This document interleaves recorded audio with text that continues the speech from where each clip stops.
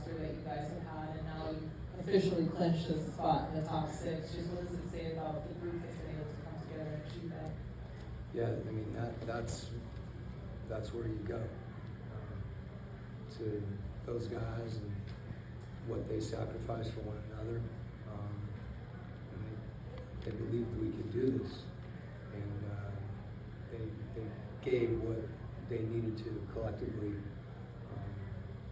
for us to have this opportunity.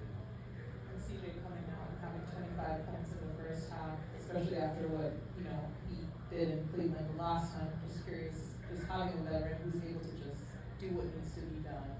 Yeah, he this year for our team is about building an identity and building a foundation. And so regardless of whether that was going to take us to this place we're at right now, and regardless of what happens going forward, I think that in and of itself is a win. And so CJ not only being a big part of that, he has an identity as a player, and you saw some of that, which is his ability to score, but I think it was the way that he scored. There were some things that we tried to identify in the game plan, and he was just locked in. And in addition to that, I think he's been able and willing to do whatever this team needs at various times. And tonight you saw him put the ball in the basket. Coach, clinch today, like they change your attitude going to the last game of the season, and you still play. Yeah, right now, I think we're just excited to be in this situation, and whoever we play is going to be really good. It's hard for us, it's hard to try to figure that out. It's possible that certain teams want to play us. I don't think for us. The primary thing I think is for us to be healthy, going into the postseason. So that being said, that's been the one thing that has been consistent over the last few weeks and months. We just don't know what's going to happen. It's hard to predict all these games that are going on. So wherever it falls is where it falls. And, we'll prepare for the playoffs, regardless of who that is. Hey Coach, you talked pre-game about sometimes the difference between the initial-centric lineup and the Harden-centric lineup. Tonight, just because of the injuries and rest, you saw it just part of the moment. But it seemed like you used a lot of heavy pick and roll, aggressive coverages, bringing that side over early, and a lot of success in terms of the moves on the last turn and moving when you got the shoulder. What did you like from the people that coverage in those moments, and just things you to take away in the 10th season? Yeah, I think it was, just a little bit of pick your poison. I think one of the important things for us in pick and roll defense has been to be able to make adjustments, not only based on who we're playing, also within a game, and also for us with different lineups, because we've had so many different lineups. So it's a credit to our guys that they've kind of grabbed onto that.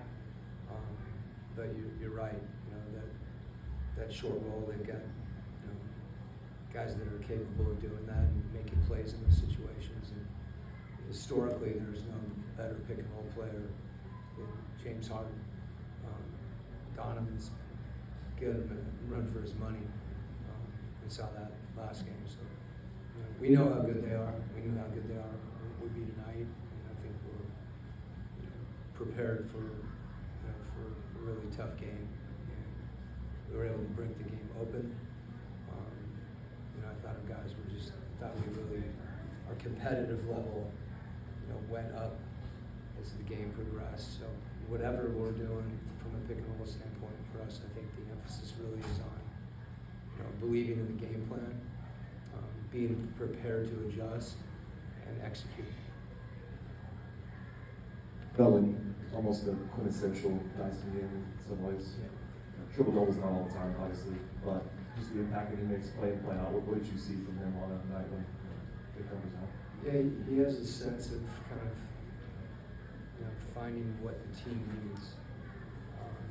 I think what you saw is his ability to make plays in a variety of ways on the offensive end. I think our guys trust him, and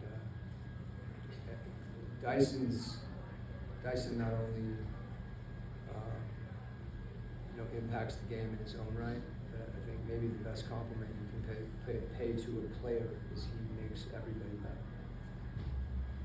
These last two games haven't necessarily been the easiest for Jalen, just with fouling out at Cleveland and then obviously the 3 early ones. What did you like about his adjustment in the second half where he only picked up that 1 foul? Well, I thought as much as anything, his ability not to lose his concentration. Obviously, he was probably angry with me for taking him out with 3, but we were playing well through that stretch, and we did get him back in at the end of the second quarter. Those are always really tough decisions.